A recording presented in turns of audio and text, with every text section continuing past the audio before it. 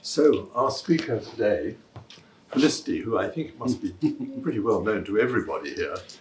But anyway, it's my duty to introduce her. So I will, normally Felicity introduces these events, but we just thought to introduce herself a bit strange. So Felicity began her sort of archaeological studies and so on at Bristol University, where her course was focused principally on the Eastern Mediterranean, I think, so covering all aspects of. And since those days, Felicity has acquired many skills as an archaeologist, first and foremost. She has, and also has great experience in the Lebanon, in Syria, in Jordan, and excavated with the British Museum excavation team in Tel Sidea, one a really important site in Jordan. But Felicity has many other skills as well. She's also a curator. She's a curator of all our collections here, and indeed runs the organisation. Felicity is also a very, very experienced author. She writes, has written many monographs, books, papers, and so on and so forth, and has also done a lot of lecturing. So it's a great pleasure to introduce Felicity formally to you all. And her subject, as you can see from the board behind me, is Jericho. Now, if any of you thought at this moment that I was going to burst into song and give you a rendition of Joshua fought the Battle of Jericho, I'm afraid it's going to come as a bitter disappointment. Oh, sure. But what won't come as a disappointment, I'm quite sure, will be Felicity's lecture. And as you can see, she's entitled it The Walls of Jericho, an Archaeological Cautionary Tale. So Felicity, over to you. Thank you. Just start my recording. There we go. Thank you, John, for that wonderful welcome. So yes, today I'm going to be talking about Jericho, and in particular the excavations at Jericho, and in particular two excavations at Jericho, one in the 1930s and one a little bit less but important in the 1950s as well. Hooray, it works. Good. So we all know, I think, has anyone not heard of the Battle of Jericho? First up. Good. Okay, so just to kind of remind everybody about the Battle of Jericho, this is the story in the Old Testament, in the Bible, where after years and years of wandering through the deserts and through the kingdoms of Edom, Moab, and Ammon, the Israelites arrive at the borders of the promised land, the land of Canaan. And their plan, of course, is to conquer the land of Canaan and to take it as their own, as was promised to them by God.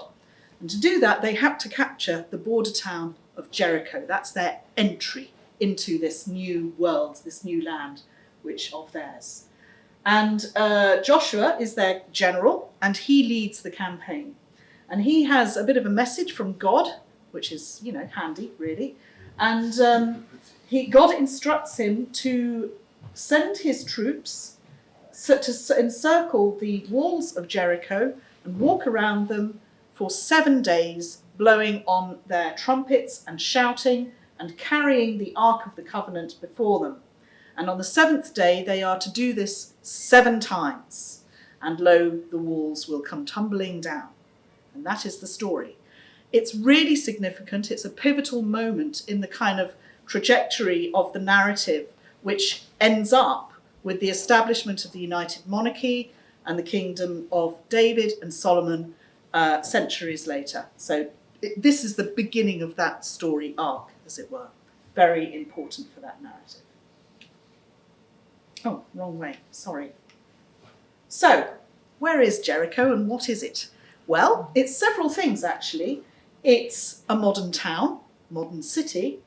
It's a region, and it's also an ancient site. And in the picture, you can see this is the Tell of Jericho, the ancient site. Occupation Mound Tell is the name.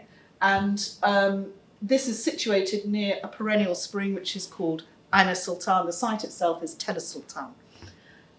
Jericho is situated in the Jordan Valley, right at the southern end, not very far from the Dead Sea on the west bank. It is 860 feet, 4 feet below sea level. And this is important because it has an effect on the climate. It is much warmer than the surrounding hills. So in winter, it's lovely. It's a balmy, 25 degrees if on a nice day. In the summer, it becomes unbearably hot. However, it makes the region really important agriculturally because you have perennial springs and year-round warmth. This is an absolute golden ticket for agriculture. And so really from very early on, the region has been associated with agricultural fecundity. It is an oasis, officially. In late antiquity, it's called the City of Palms by Josephus. So even by that stage, it was synonymous with date palms and that kind of crop. And it also has a rather poetic name, a moniker, of the City of the Moon. And this is because the atmosphere is actually denser than you get in the surrounding hills. And this has a magnifying glass effect. And the moon appears larger at Jericho than it does if you go up into the hills. It appears fat and heavy, like a harvest moon all year round. The other really important thing about Jericho is that it's on the Rift Valley. And this is the rift that runs right the way from the southern end of Africa up its eastern side, right the way up until it hits the Anatolian plateau. And as a consequence, this area is very prone to earthquakes, and that is very important. So, given the story of the tumbling walls, and actually also the story of the tax collector who hid up in the tree in the New Testament story, Jericho has been a site for visitors, particularly pilgrims, for a very, very long time. More kind of scientific visitors came along a bit later, and one of these was Charles Warren for the PEF in 1867 to 1868. He spent literally a couple of days in Jericho, not very long at all. And he was going to investigate the mounds of Jericho. Tel Sultan and other mounds in the Jordan Valley like it were assumed at this date to be natural features. So they were assumed to be kind of remnants of a prehistoric lake bed that had subsequently shrunk and become the Sea of Galilee, the Jordan Valley, and the Dead Sea. And his investigation was really to confirm or disprove that theory. And so he sunk a few shafts. Here's some of his plans, and here are some of the artefacts which he excavated from there to determine whether this was true. And of course, he found that these mounds were man-made. And the material that they were made out of was sun-dried mud brick. And this is very important in the because of the kind of processes of tell formation. Sun-dried mud brick is made out of the earth that surrounds you, and then you add in vegetable matter and they bake in the sun. It's a great building material. It's cheap. It's easy to make. You're never going to run out of a supply. However, it needs constant maintenance. And what this means then is that you can get successive levels building up quite quickly at a site over a period of time. And so you develop this mound quite quickly. At a stony site, that will also happen, but it may take longer, and processes may be slower because the buildings just don't need quite so much maintenance, and so they kind of hang around for longer. The next people on the scene were also PEF. These were the guys from the Survey of Western Palestine in 1874. And their interest was more kind of regional. They were looking at the Jericho region. And they were particularly interested in the aqueducts and the water installations, which were really prevalent in later antiquity. And these were designed to bring water from surrounding valleys, places like the Wadi Kelt, and bring them into the oasis basin of Jericho to maximize the agricultural fecundity of the area and really turn it into agribusiness. And these kind of installations date all the way from the Hellenistic period right the way through up to the Mamluk period and beyond. Then we have Frederick Jones Bliss, another PEF traveller, and he was also interested in looking at lots of sites. He really wanted to dig at Jericho, at Tel el-Sultan, the ancient site, but unfortunately he didn't have the chance. He thought it had great potential, and he wasn't wrong. It was the German team of Ernst Zellen and Karl Watzinger for the Deutsche Palästina Verein, which is basically the German PEF, who excavated on a large scale in the early 20th century. A kind of Schliemann-esque approach, just kind of dig out as much as you possibly can and expose as much as you can. And they exposed early Bronze Age, EBA for short, which is the third millennium, about 3000 to 2400 BC, and also Middle Bronze Age, MBA for short, about 2400 to about 1600 BCE, walls and occupation. And here is a shot of their excavation and one of their plans. They also describe an Israelite occupation, which they dated from the 11th to the 6th century BCE. Okay, then we get to John Garstang, who's really the kind of the meat in the sandwich of today's talk. John Garstang excavated in the 1930s, British archaeologist, and he dug, he kind of shadowed what the Germans had done. You'll see in a plan later. And he was able to go further down, and he exposed the Neolithic levels at the site, which are really quite something. And he dated those to about 5000 BCE, which is, now we know that's way off. It's more like 8000, possibly even earlier.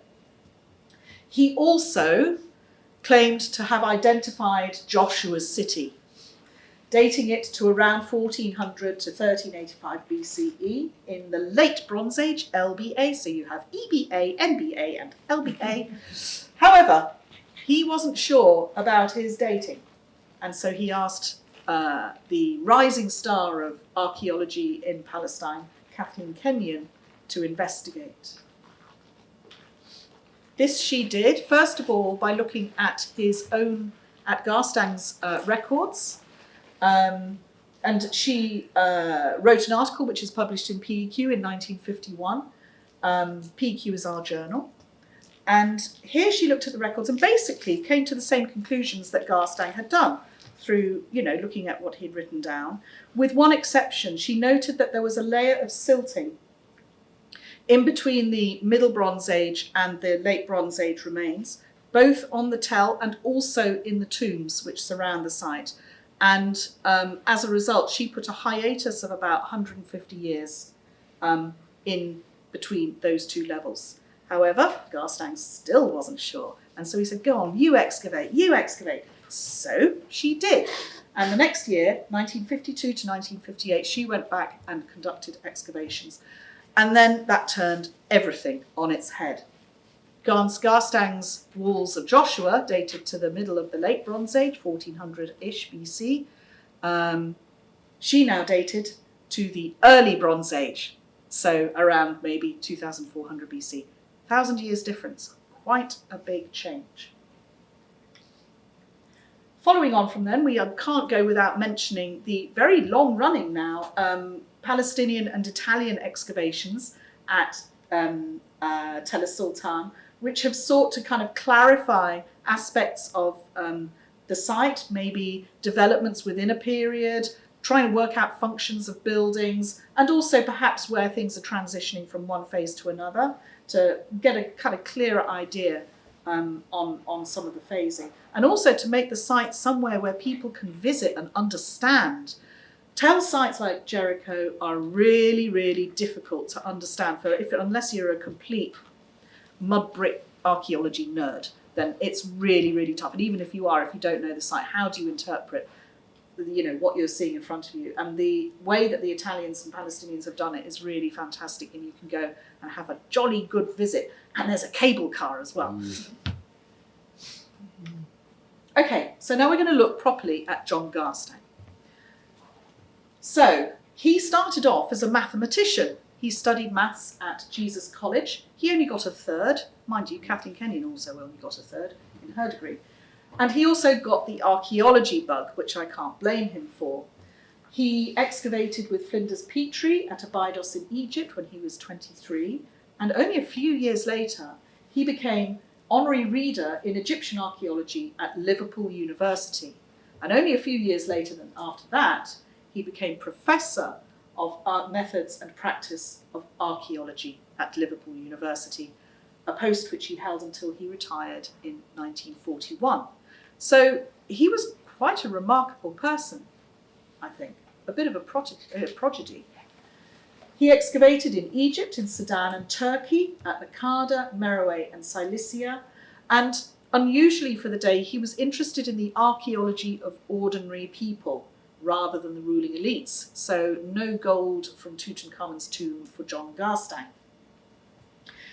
In 1921, he was appointed the first director of the Department of Antiquities in Palestine and the first director of the British School of Archaeology at Jerusalem, the BSAJ. There'll be a quiz on all these abbreviations afterwards, I promise.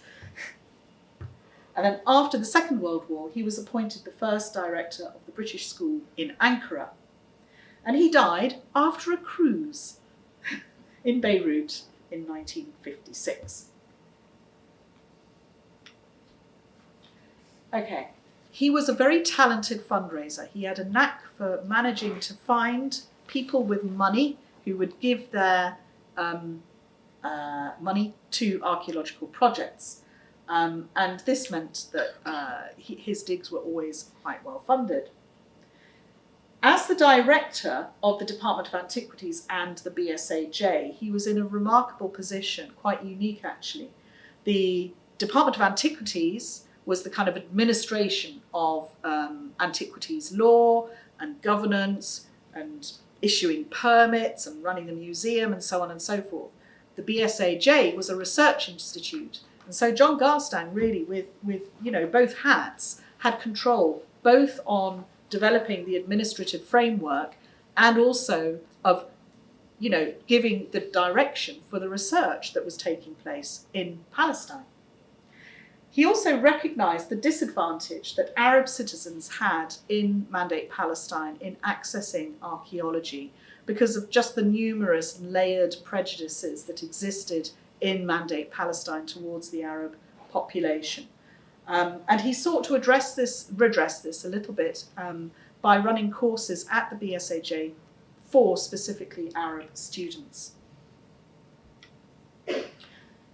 One of his main contributions to the archaeology of Palestine was working with a couple of his peers. One was William Foxwell Albright, an American scholar, and the other was Père Vincent, a French father from the École Biblique. And the three of them together worked to kind of put the archaeology of pre-classical Palestine into the so-called three-age system, which is the Stone Age, the Bronze Age, and the Iron Age. And this was important because prior to this, people had just called things what they kind of felt described them best. So you had, for example, one person's Canaanite period would be another person's Amorite period. One person's Israelite period would be another person's Jewish period. So you can imagine it gets really confusing after a while if you've got all those different terms and trying to remember whose is what. And by having everything really boringly Late Bronze Age 1 or Middle Bronze Age 2 actually made things a little bit more straightforward. John Garstang was also overseeing the development of the museum in Jerusalem, which he inherited from the Ottoman Museum, first housed at the Mamounia School near Herod's Gate. This museum contained the artefacts from the various excavations which had been conducted in the 19th and early part of the 20th century. It was founded by Hamdi Bey, who was the Ottoman official in control, and also Frederick Jones Bliss, who we met a little bit earlier. Under the Mandate, the museum moved first to the Citadel, and then to Way House, which was one of the homes of the BSAJ and other institutions in Jerusalem. And this was so it could accommodate additional collections which were then being excavated from the numerous excavations that were taking place all over the Levant. So, places like Samaria and Megiddo, Hatzor, Ascalon, both excavated by John Garstang, and other places as well. So they needed a bigger room, basically. And they finally got the best big room when they rebuilt the museum with a fine new building funded by Rockefeller, and we know this today as the Rockefeller Museum in East Jerusalem. Okay, in 1949, John Garstang donated his archive to the Palestine Exploration Fund. And these archives are fantastic for helping us understand the kind of person that John Garstang was, the kind of scholar that he was, and the kind of field archaeologist that he was. His excavation records are very methodical. They reveal someone who was careful and considered, not at all reckless in the way that he went about his business. He was an excellent record keeper, and he was also a fantastic photographer. So, on to his excavations at Jericho, which took place 1930 to 1936. Again, privately funded. Donors included French and English donors, particularly Lord Melchett, and most importantly, Sir Charles Marston, and we'll be saying a bit more about him a bit later. So we're going to move now to Garstang's interpretation of the excavations which he conducted. And he put things into his 3-age system of Stone Age, Bronze Age and Iron Age. In the Stone Age we have his pre-city phase Neolithic, dating 4,500 to 3,000 BCE. As I said, that's been somewhat revised. And then in the Bronze Age, you have 4 cities. The first 2, City 1 and 2, slot into the early Bronze Age, so 3rd millennium BC. The Canaanite and Hyksos stronghold of City 3 is the Middle Bronze Age city, and that's followed immediately by the Late Bronze Age city, Egyptian domination, Egyptian suzerainty, and destruction by Joshua in City 4. So what's important here is that these are 3 continuous occupations. There's no break in between. And also just to note, City 4, Egyptian domination, this is the period of the Egyptian Empire in Canaan. So Egypt is in charge. That's followed then by an Iron Age, after a hiatus of about 100 years, the rather dubious sounding blockhouse and cremation pit. Not sure I'd want to be around at that point. And it gets a little bit more salubrious with City 5 in the second part of the Iron Age, 900 to 700 BCE, restoration of Jericho during the reign of Ahab. So that was Garstang's kind of shape, as it were, to what's happening at ancient Jericho.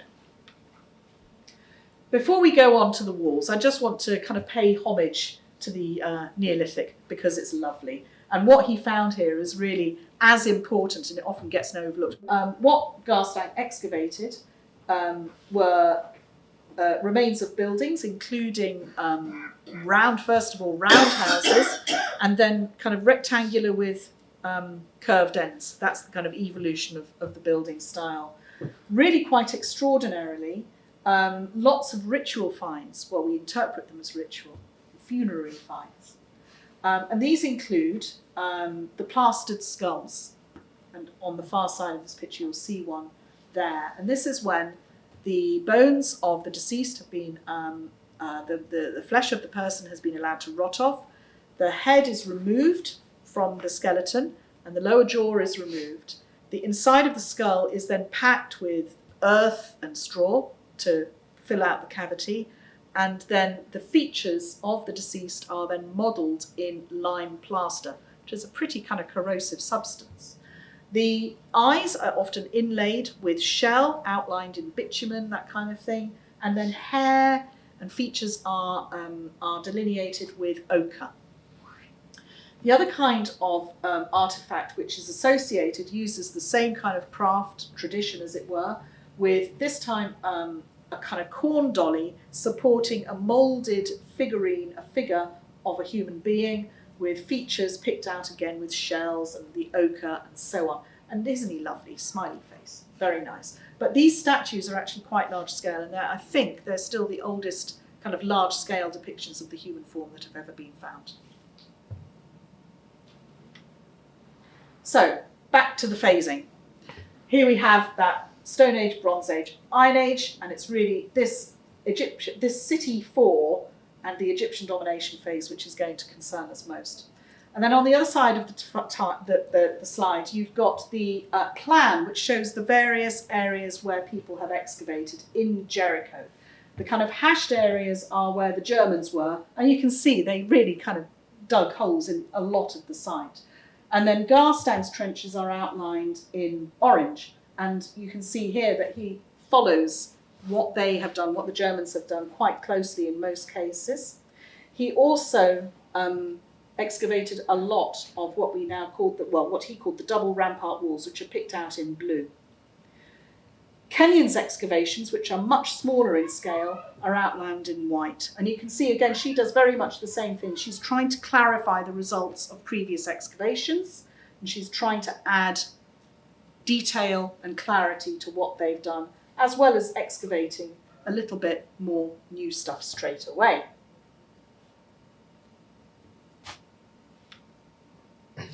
So, before we go on to those double rampart walls in particular, we're going to start looking at John Garstang's interpretation by looking at the palace storerooms. These are storerooms which are part of the Middle Bronze Age palace, and by palace we don't mean Buckingham Palace, we mean somewhere which was an administrative building which had storerooms, kind of state areas, living quarters, lots of different functions within a single large complex. And at these palace storerooms in Jericho, these were destroyed, as was the Middle Bronze Age city, in around about 1600 BCE. We think, and I know that there are various theories around, but plausibly by the advancing armies of the Egyptians as they're in the process of establishing their empire. It's in these palace storerooms that Garstang also excavates late Bronze Age material. And from that, he concludes that there is constant occupation, so that even despite the fact that the Middle Bronze Age city has been destroyed, the occupation continues without a break. And this is the first of his mistakes. So we've got a list here of Garstang's mistakes. Okay, so we've got that. He didn't see what Kenyon saw, which was, she then later calls the streak, which is a period of silting, indicating erosion, indicating abandonment. He also thought, because he was finding the late bronze material in these rooms, he thought that the late Bronze Age period itself was as extensive as the Middle Bronze Age period, a really quite substantial thing. So he thought of it as being a really, bustling, important town in the late Bronze Age. He didn't see that actually the reality is it's much smaller. Okay, so now we're going to go to the top of the tell. We're going to have a look at the double rampart walls themselves. And here's a picture. You see the mud brick architecture. You can see the courses of brick here. You can also see a fissure running here, which is probably as a result of earthquake, and lots of tumbled bricks on top coming down here. Here is also a section drawing. So through one of the trenches that Garstang has cut, he's made a drawing of what he's seeing, what he thinks he's seeing. And this is a sketch, it's a schematic, it's not precisely trying to say what's there, it's just he's trying to organise his thoughts. And I don't know how much you can see, but basically what you have is the existing small hill underneath. You have here a wall, and then you have the various levels of occupation. He's labelled them EBA occupation, NB occupation, debris of NB occupation, and then we get debris of destruction. And this line runs all the way up here, and here he has the date 1600 BC, and he has double rampart walls sitting on top of the destruction. And quite logically, according to this, he concludes that those walls have to post-date them, the destruction, and that means that they are late Bronze Age walls. So there you go. So we're going to have a look at this in a little bit more detail. Garstang's mistakes continued. Poor Garstang. Okay. So, as I said, he saw the double rampart walls as built on top of the debris from the Middle Bronze Age destruction. And what's also happening here is, although he's seen the slope, he hasn't kind of logged it in his mind about what this can do to how the stratigraphy appears. When you've got a slope, you build on it like so. It's called terracing. And then when you have another occupation on top of that, when you need to rebuild something, you do the same. And so what that means is that you can have something down here that is later than something which on the slope appears further up. And so it kind of tosses the stratigraphy upside down. And he didn't remember to factor that in when he was interpreting the stratigraphy. And the other thing that was kind of working against him, I suppose, was that the general understanding at the time of the ceramic material from the Late Bronze Age, which is the main tool we use for dating our phases in archaeology, because ceramics, they're everywhere, everyone uses them, and they can change quite rapidly in form. So they're quite a good way of getting a kind of handle on dating. And at the time, the dating of the Late Bronze Age pottery wasn't as good as it's become, which is just the nature of discovery and the nature of how a subject evolves. Nobody's particular fault. Okay, now we've mentioned that Garstang was not happy. And there are lots of versions of that section drawing that I've just shown in the archive, which show he's kind of going over it, and he's not really sure at all. And this is, I think, what subsequent people, when they were looking at the archives, found. However, in another archive, not so long ago, in 2016, we found absolute proof that he was unsure about this interpretation. And this was found in the archive of Canon Mortlock, who was, I think he was our chairman at one stage, wasn't he? And he visited Jericho, took this photo with the two workmen, and wrote on it on the back, Jericho, a point in the red wall, and it's red because it's been burnt, where a break was found 14 metres 30 long. The workman has just removed the debris and is standing in the opening of the now discontinuous wall. And this is the clincher. Prof G is not satisfied on the evidence that this is the wall of the era of Jericho. Bingo. So this is like archaeological gold. Yes, yay, we know. Absolute proof. Brilliant. We were very happy when we found this. Here we've got a reconstruction of Joshua's Jericho. As I've said before, Kenyon's 1951 article largely agreed with his stratigraphy and with his chronology, with the exception of the silting layer and the 150-year gap between the Middle Bronze Age and Late Bronze Age occupations. Kenyon's City 4 is also shorter. This is following on from her article. Is shorter and ends in 1350 BC rather than 1400 BC as Garstang estimated. However, we know that Garstang was troubled, and so he asked her to excavate, to solve the problem, to understand what's going on better. And this she did.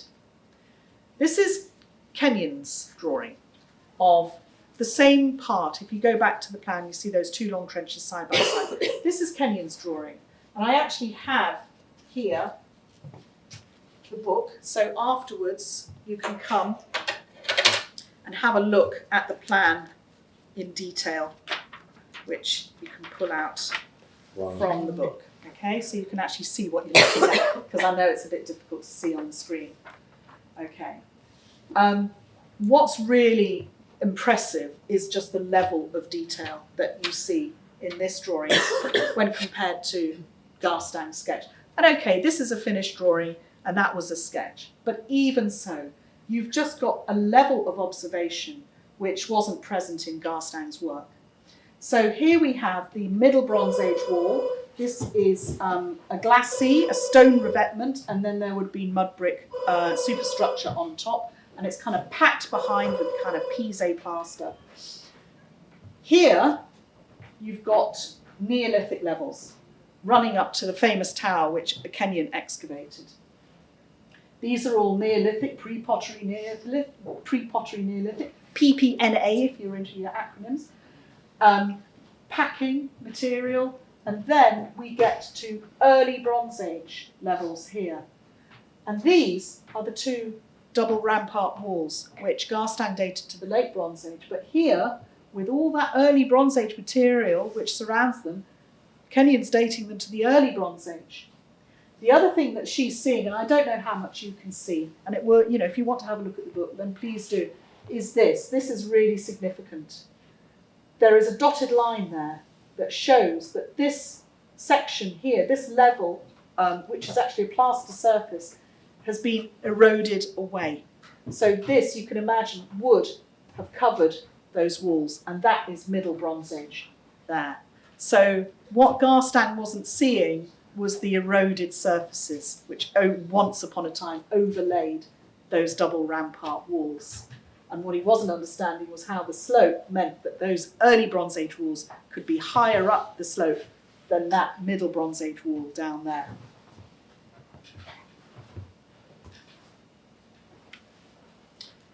And this is just rather nice. So there's the drawing again, and this is the artefact that made it, which I also have here, and which we found not so long ago. This is the printing block of that drawing. And when we were here, your colleague Chiara was working in the archives, and it had been in a pile of stuff for decades, absolutely, literally decades, just waiting its turn to be unpacked and to find out what it was.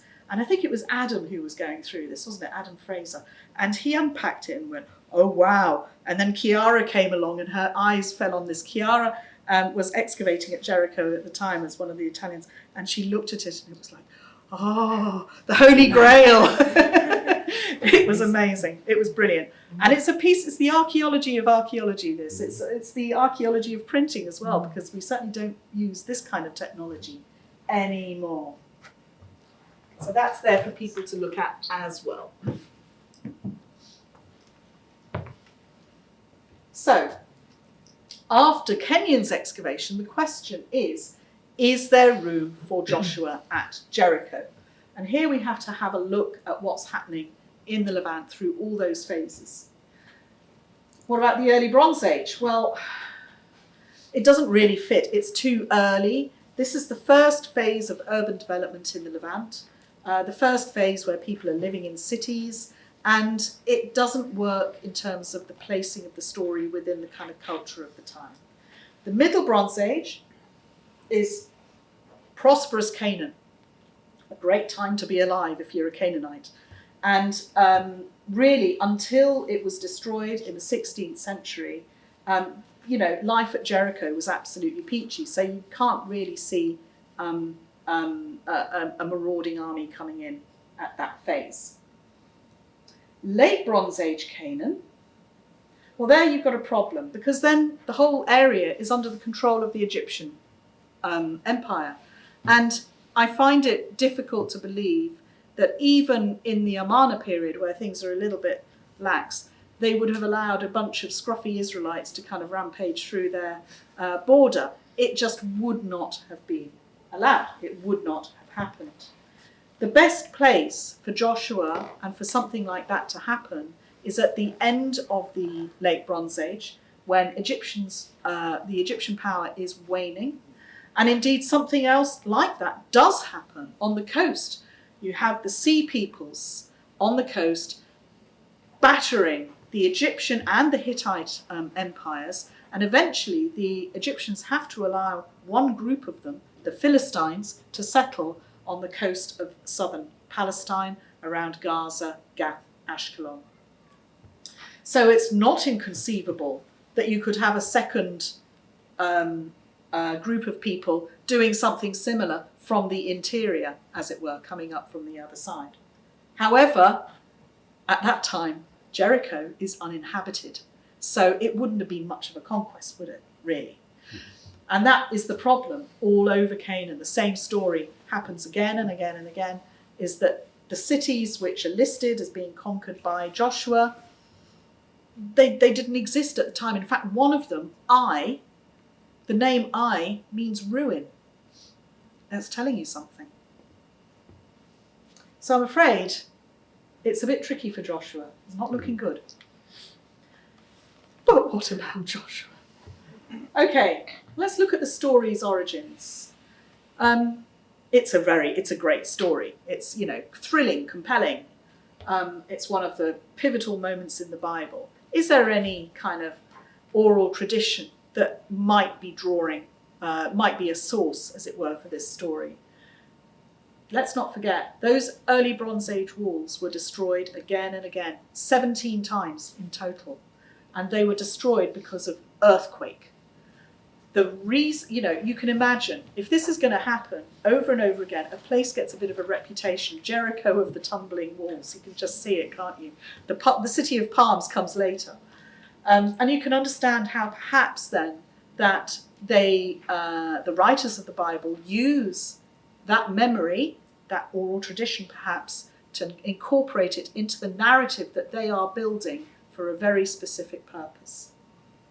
The other thing to remember is that the writers of the Bible were aware of the mythologies and cultural traditions around them, from their area and sometimes from further afield as well. And they incorporated these into their texts. It makes sense, much in the same way that Christianity incorporated aspects of its surrounding the pagan religions that preceded it. It makes it more acceptable. It makes it easier for people to accept. So you can say to somebody, yeah, those walls at Jericho. Well, that was because God told Joshua. Oh, really? I never knew that. You can see how it becomes then part of making these changes. It brings in a new interpretation that becomes then the accepted version. And what about the story? What about them trumpets and circling round and round and round? Does that have any precedent? Well, the city of Ugarit, which is on the coast of Syria, was a very important Canaanite city in the Middle and Late Bronze Ages. And there were excavated a series of texts, Ugaritic texts they're known as, which are administrative and all sorts of things, but they also contain some literary passages, one of which is the Epic of Keret. And in there is a city which is destroyed by an army, walking around it 7 times, blowing on trumpets. So I think we can say that, the writers of the Bible, being extremely educated people that they were, could well have been aware of this story all the way from Ugarit. It's not beyond the bounds of possibility. So, what about John Garstang's observations? There's nothing particularly wrong about them. This is what was found. He was just not seeing the detail. And given the level of archaeological knowledge at the time, everything that he concluded made sense. But he knew that something was wrong. And the question then rises, if he knew that something was wrong, and he really did know, why did he stick his neck out and say, these are the walls of Joshua? What compelled him to give it this interpretation? And I think we have to look at his funders for this. Sir Charles Marston, Man of Wolverhampton, which is this book here, written by his daughters, by the way. He was a British industrialist and also a Christian fundamentalist.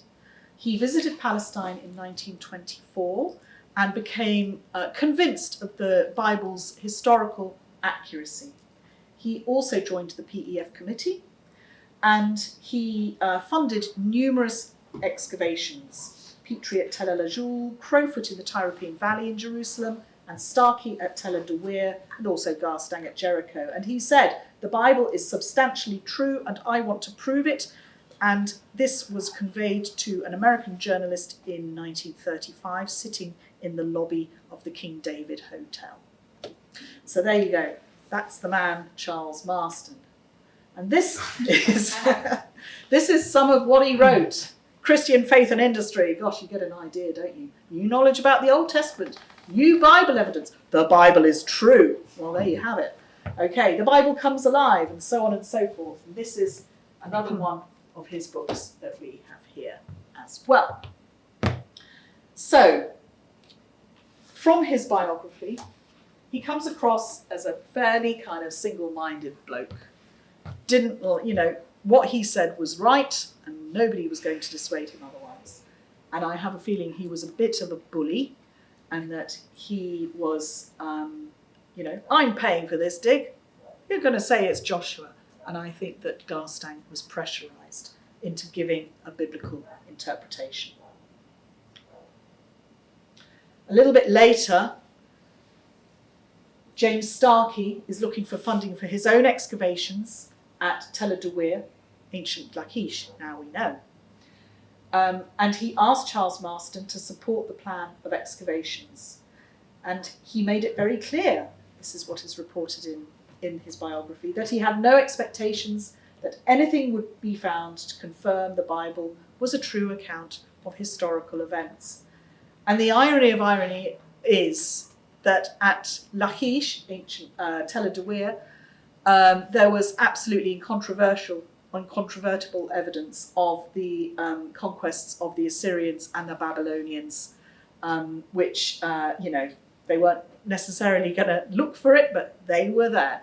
And so, poor old Garstang, he gets shafted, and James Starkey becomes kind of like the hero of British archaeology in Palestine.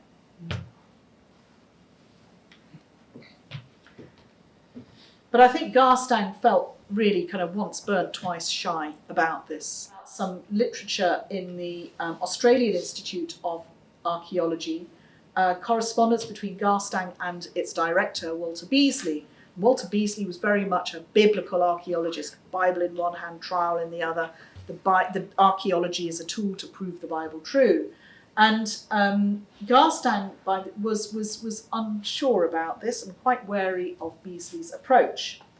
The minutes of the Institute record that a proposed trip by Garstang to Australia in 1950 was cancelled due to their differences of opinion. And he even returned a gift of £500 when he was director in Ankara, which was made by the Institute. This is quite profound differences. And I think that, his experiences excavating Jericho, knowing that something was wrong, and being, I think, kind of shoehorned into an interpretation which he knew was not correct, kind of really made a major impact on Garstang's life. And I think we have to be fair to him. I think he knew he was wrong, and he was brave enough and honest enough to admit it, and to get Kathleen Kenyon in with her incredible observational skills to take a second look. And I think also we have to acknowledge that what Kathleen Kenyon did at Jericho was a real turning point in the development of archaeology in the region. With that level of observation, it was possible to deal with the incredible complexities at a site like Tel Sultan, and to actually begin to understand the archaeology of the region with a much, much better handle on what was really going on. And that is that. Wow, thank you.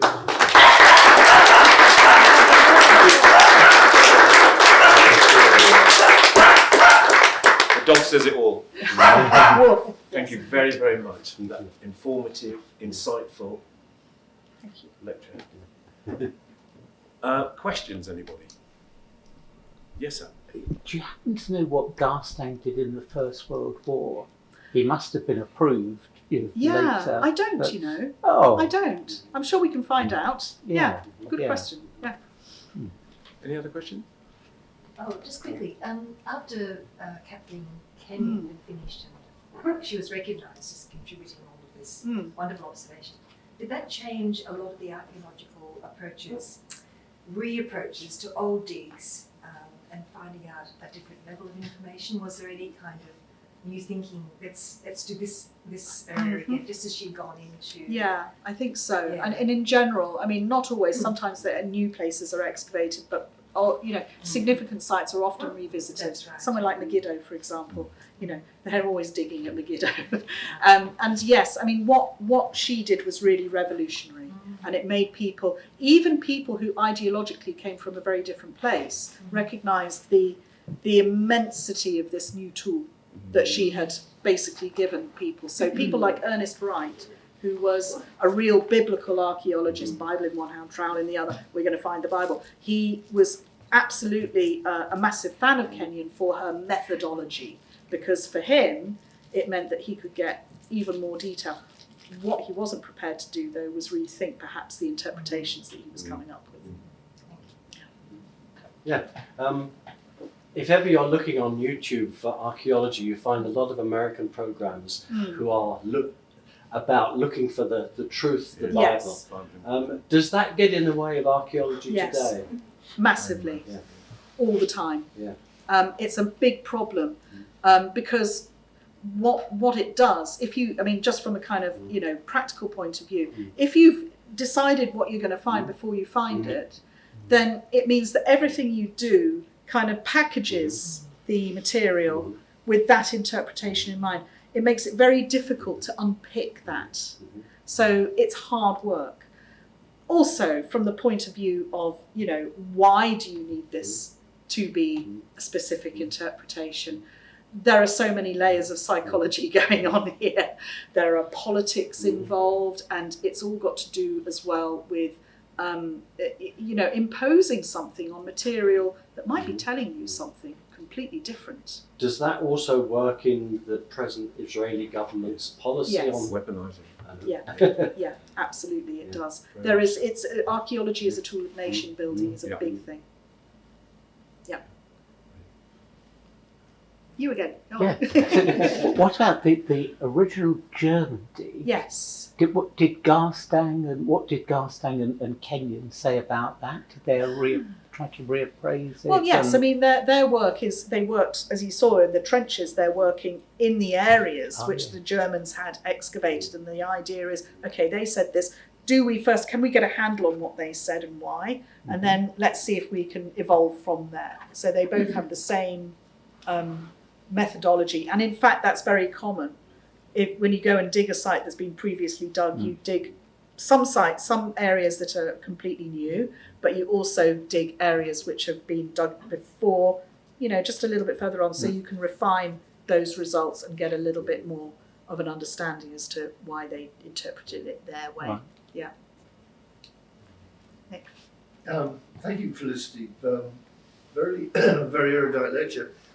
I was actually at a lecture on Tel Giza yesterday, and Do tell. it's very interesting how they try to say, well, this is where David was or whatever, but we don't seem to have any epigraphy in these massive sites to justify that. Have you found any epigraphy there? No. Oh, what a surprise! What a surprise. What, Joshua was here? Yeah. Yeah, clap your hands, jump for joy. Yes, exactly. Joshua kissed before Kilgore. Yeah, exactly. I mean, this is the real clue. I mean, I think that, David, as the first king, you could perhaps forgive for not having, steely all over the place. But Solomon? You'd expect to find a bit more from Solomon, wouldn't you? Well, I would have thought we'd have had some sort of just proto Canaanite or even Philistine, or I think it's very telling that there's nothing about David and Solomon in the Egyptian texts, for example. Exactly. If Solomon, and again, we'll give David okay, so maybe he was just a goat herd, we don't know, but if Solomon was a little bit more substantial and was marrying the Pharaoh's daughter, you'd expect to find something about trade relations or something, a link with Egypt to indicate that this person was important. And so far, we have nothing. Right, time for one more question. Louise? Hi, yeah, thanks so much for a really interesting lecture. I haven't visited the site until it's done for decades.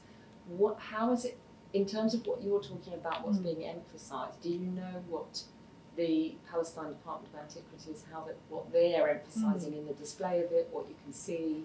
Just be really interested to know if you've been. I haven't been recently, Okay. but the last time I was there, I mean, it's done really quite well. They have a little kind of film, first of all, which is great. And it just tells you about the story of the exploration, and it tells you the story about the archaeology without any particular ideological overlay, which is fantastic. It's, I think it's really good. The site itself, I think the signs probably need replacing, but they've kind of decided on certain areas. So the slide I showed you with the Italian excavations, the slide down by the Middle Bronze Age glacis here, where they've uncovered some kind of outbuildings which are just beyond the wall, kind of gatehouses and things like that, also from the Middle Bronze Age. So this is all very nice and clean. And the area, that's close to the path where you go up, and then you go up to the summit, you go past the round tower from the Neolithic and look down in it, and you go, ooh, wow, look at that. And then you go over to Spring Hill and look at some of the remains by Spring Hill, which includes some of the early Bronze Age remains, which they've also kind of cleaned up, done a bit of restoration there as well. And then you come back down kind of next to the rampart walls. So they don't make it overcomplicated, because you could go massively complicated there. They keep it quite simple but very clear, and the presentation sets some really good context for it. Thank you. Well, we started with a song, we should end with a song. It ain't necessarily so. The things you are liable to read in the Bible, they ain't necessarily so. Thank you very much for an excellent